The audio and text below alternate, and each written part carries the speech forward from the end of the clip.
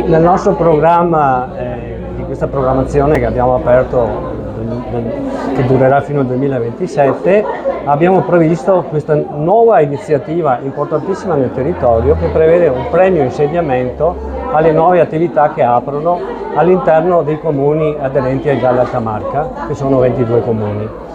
Questo bando prevede un premio insediamento di 12.000 euro a fondo perduto, tra l'altro molto sburocratizzato, perché basta dimostrare di aver aperto un'attività non prima di 6 mesi dal bando, oppure aprire la nuova attività entro 6 mesi una volta finanziati.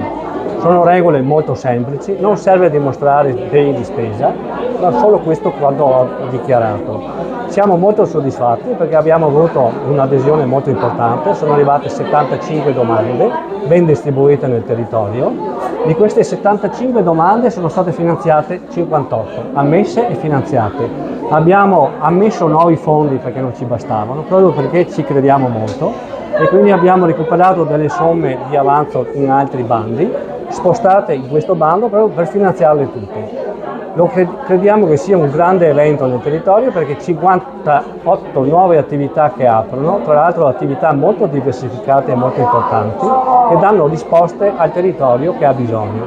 L'evento UNESCO ci fa sì che abbiamo bisogno di servizi, ma non solo, abbiamo anche dei dati preoccupanti di denatalità e di invecchiamento della popolazione. Per cui queste attività vanno incontro a favorire tutto questo di cui abbiamo bisogno.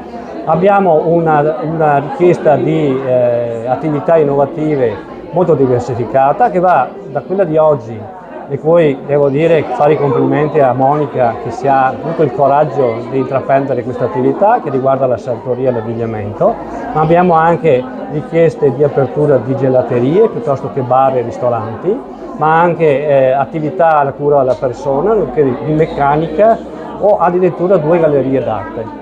Questa è una risposta importante che il Galli Alta Marca riuscirà a dare con questi fondi a questo territorio.